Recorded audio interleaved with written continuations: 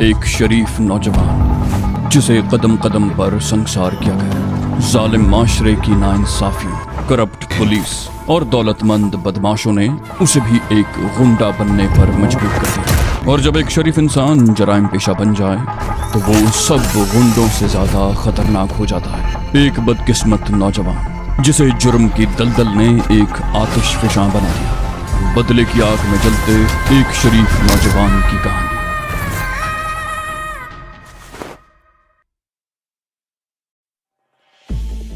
कोई गोली मत चलाए, तुम लोग चारों तरफ से हमारे घेरे में हो। ये समीना की आवाज थी। शापरी ने बड़ी तेजी से पजेरो की तरफ छलांग लगा दी। ड्राइवर ने भी बड़ी फुर्ती से घूमकर आवाज की तरफ क्लैशनकोफ का ब्रस्ट मारा। उसके जवाब में उन पर तीन अतराफ से गोलियां बरसने लगी। शारिक, समीना और सड़क के दूसरी तरफ से पप्पू ने बैक वक्त फायर खोल दिया। ड्राइवर और उसका साथी छलनी होकर गिर पड़े। अब्दुल शकूर भी सड़क पर इस अंदाज में बैठा जैसे उठकर भागने की तैयारी कर रहा हो, लेकिन वो अपनी जगह से हरकत नहीं कर सका था। उसे अगरचे गोली नहीं लगी थी, लेकिन सूरत हाल ने उसे हवास बाख्ता कर दिया था। समीना और शारिक वगैरह खेतों से निकलकर सड़क पर आ गए। अब्दुल शकूर उन्हें देखकर उछल पड़ा। समीना के हाथ में क्लैशनकोफ थी जिसका रुख अब्दुल शकूर की तरफ था। उसे अपनी आंखों के सामने मौत नाचती हुई नजर आने लगी। वो समीना और शारिक की तरफ देखकर हकलाया, तुम? समीना बोली, हाँ, लेकिन डरो नहीं, हम तुम्हें कुछ नहीं कहेंगे। तुम्हें जिंदा रखेंगे ताकि तुम अपने ससुर को बता सको कि 3 करोड़ का सोना लूटने वाले कौन लोग हैं। आज जी को बता देना कि हम उसकी सरगर्मियों से बेखबर नहीं हैं। इस सोने के बारे में हमें उस वक्त इत्तला मिल गई थी जब ये दुबई से कराची पहुंचा था, और इस पर कब्जा करने के लिए हम मुनासिब वक्त का इंतजार कर रहे थे।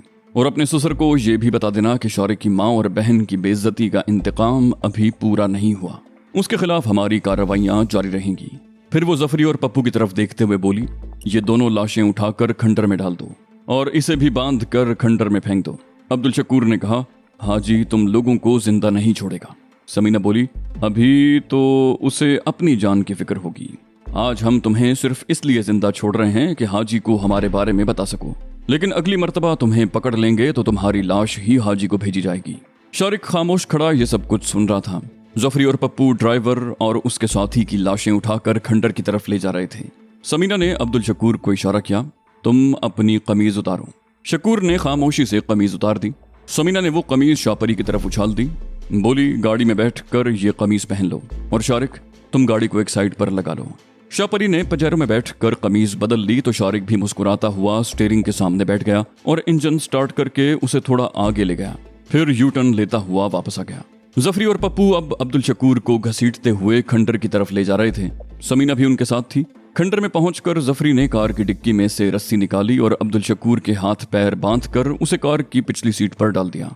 समीना ने अगली सीट पर पड़ा हुआ अपना बुर्का और शापरी की चादर उठा ली और अब्दुल शकूर की तरफ देखते हुए बोली, ये कार भी हाजी की है जो हम समनाबाद वाली कोठी से ले गए थे। दिन चढ़ने पर कोई न कोई इस तरफ जरूर आएगा जो तुम्हें रस्सी की बंदिशों से आजाद कर देगा और तुम लाहौर जाकर हाजी को बता सकोगे कि ये सब कुछ कैसे हुआ और किसने किया। वो जफरी और पप्पू को इशारा करती हुई वापस आ गई। पजेरो का इंजन स्टार्ट था। शारिक स्टीयरिंग के सामने बैठा हुआ था। शापरी पिछली सीट पर थी। जफरी और पप्पू भी पीछे बैठ गए। समीना शारिक के साथ पैसेंजर सीट पर बैठ गई। उसने पीछे मुड़कर देखा। सीटों के दरमियान खाली जगह पर लकड़ी की 3 पेटियां रखी हुई थीं। समीना के होंठों पर मुस्कुराहट आ गई। हाजी का 3 करोड़ रुपए मालियत का सोना उनके कब्जे में आ गया था। शारिक ने समीना की तरफ देखा और पजेरो को हरकत में ले आया। पजेरो की रफ्तार गुजरने वाले हर लम्हे के साथ तेज होती जा रही थी। जफरी और पप्पू को इचरे वाले अड्डे पर छोड़कर शारिक वगैरह जब कोठी पहुंचे तो सुबह के 5 बज रहे थे। पजेरो उन्होंने गिराज में बंद कर दी और उसमें रखी हुई लकड़ी की पेटियां निकालकर एक कमरे में ले आए। शारिक ने एक पेटी खोल दी।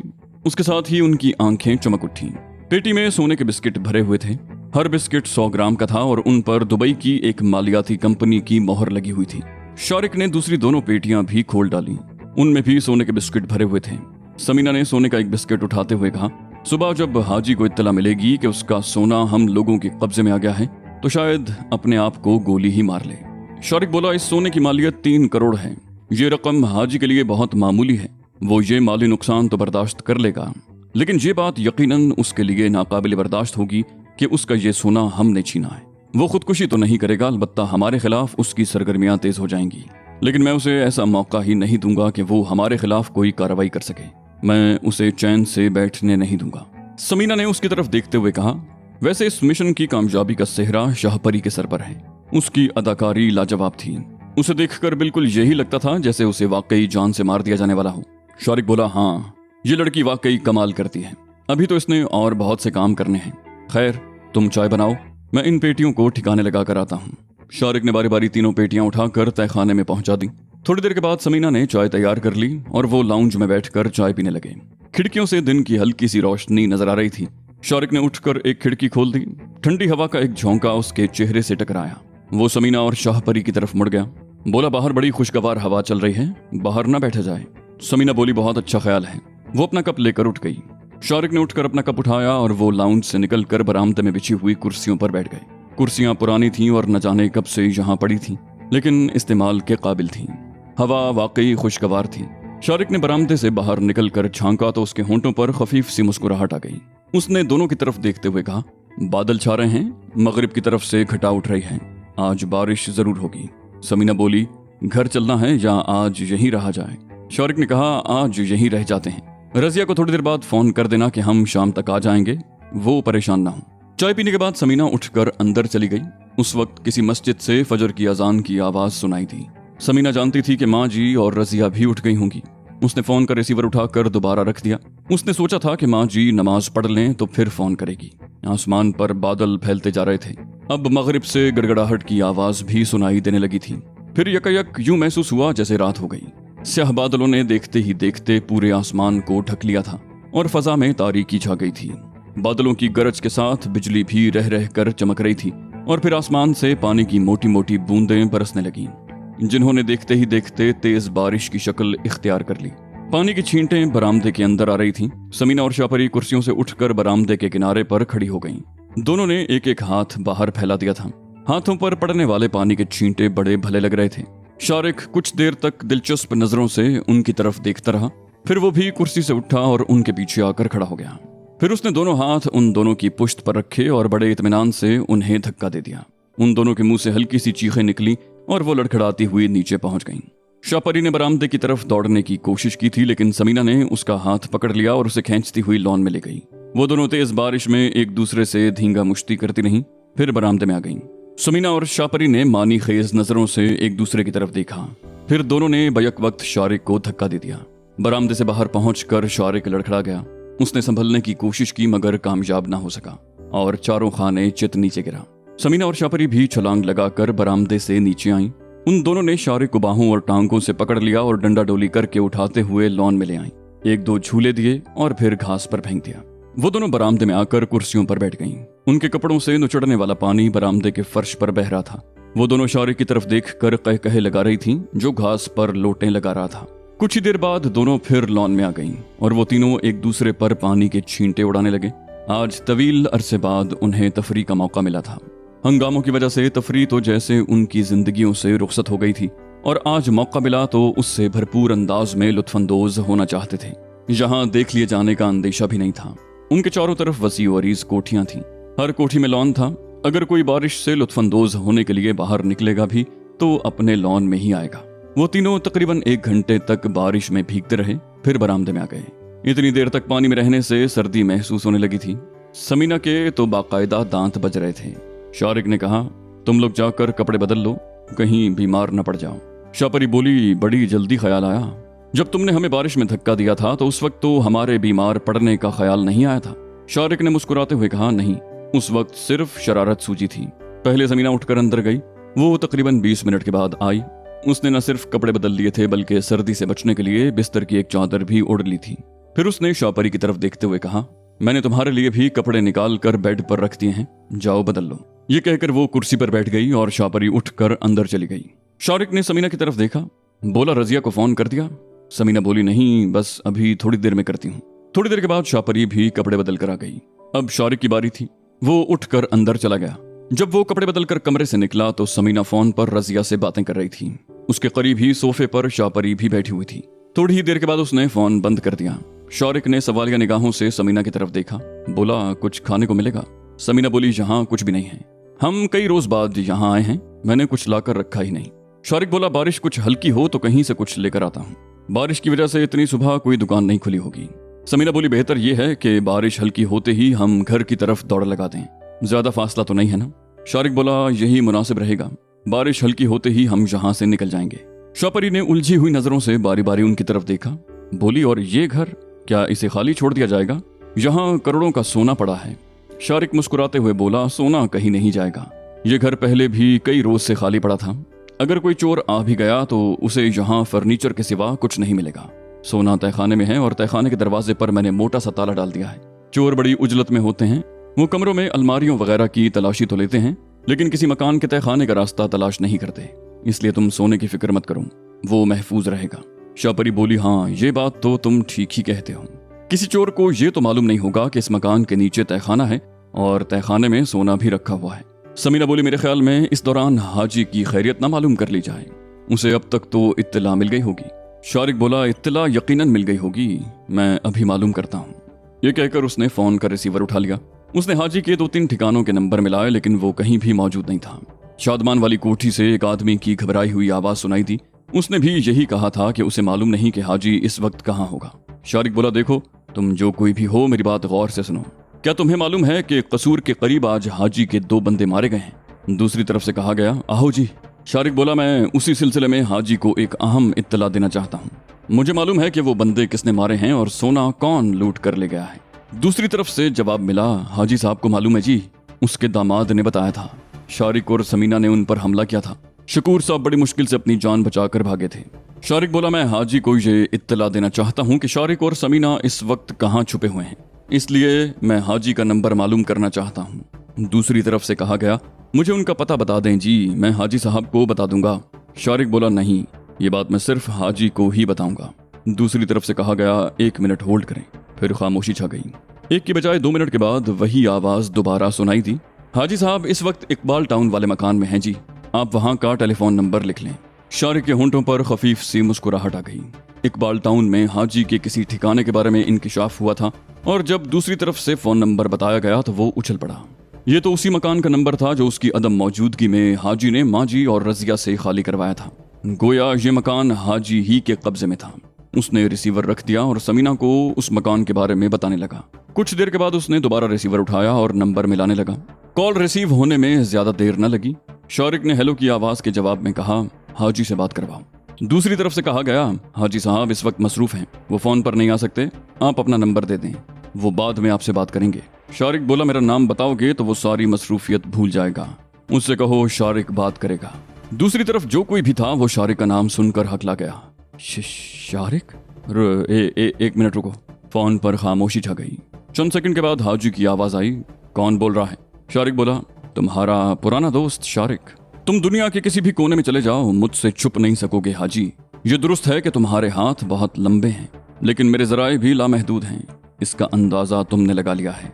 तुम्हारा 3 करोड़ का सोना मेरे कब्जे में है और तुम्हारे इस खुफिया ठिकाने का भी मैंने पता चला लिया है। हाजी की चीखती हुई आवाज सुनाई दी, मैं तुम्हें जिंदा नहीं छोड़ूंगा शारिक। शारिक पुरसुकून लहजे में बोला, अभी तो तुम अपनी खैर मनाओ। तुमने मुझे 3 दिन का अल्टीमेटम दिया था कि मैं ये शहर छोड़कर चला जाऊं, वरना तुम मुझे कत्ल कर दोगे। आज कितने रोज गुजर गए, तुम मेरा सुराग नहीं लगा सके। मेरे एक बेगुनाह दोस्त को कत्ल करके तुमने बहादुरी का सबूत नहीं दिया। मेरा इंतकाम जारी रहेगा हाजी, मैं तुम्हें कहीं भी चैन से बैठने नहीं दूंगा। थोड़ी देर के बाद अपना ये ठिकाना भी छोड़कर भाग जाओगे, लेकिन मेरी ये बात जहन में रखना, तुम कहीं भी मेरी नजरों से छुप नहीं सकोगे। हाजी चीखा, मैं तुम्हें जिंदा नहीं छोड़ूंगा। शारिक ने हल्का सा कहका लगाया, बोला, अच्छा सबक है, इसे बार बार दोहराते रहो। वैसे एक बात कहूं, तुम्हारी तरफ से बार बार इस धमकी को दोहराना इस बात की निशानदही है कि तुम डर गए हो। हाजी की आवाज आई, तुम मेरे हाथों से बचकर नहीं जा सकोगे। शारिक बोला, फिर वही धमकी। खैर एक बात और सुन लो, कल रात मैंने तुम्हारे दामाद को जिंदा छोड़ दिया था, लेकिन आइंदा मेरा उसका सामना हुआ तो तुम्हें उसकी लाश ही मिलेगी। वैसे 1-2 दिन में मैं तुम्हें एक और तोहफा देने वाला हूँ, इंतजार करो। दूसरी तरफ से हाजी ने कुछ कहना चाहा, लेकिन शारिक ने फोन बंद कर दिया। शाहपरी और समीना उसकी तरफ देख रही थी। शारिक मुस्कुराते हुए बोला, उसके पागल होने में बस थोड़ी सी कसर रह गई है, 1-2 चोटें और लगी तो वो अपने हवास खो बैठेगा। वो तीनों बरामदे में आकर बैठ गए। बारिश जोरों शोर से बरस रही थी। शाहपरी कुर्सी पर बैठे बैठे ऊँघने लगी। वो लोग रात भर के जागे हुए थे। शारिक की आंखों में भी जलन हो रही थी।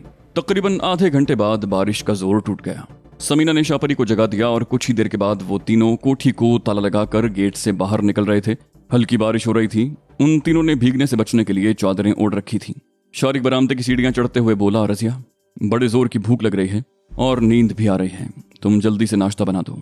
रजिया फौरन ही उठकर अंदर चली गई। शापरी तो माँ जी के करीब कुर्सी पर बैठ गई और समीना शारिक के साथ उसके कमरे में आ गई, जहां नौलखा लेटा हुआ था।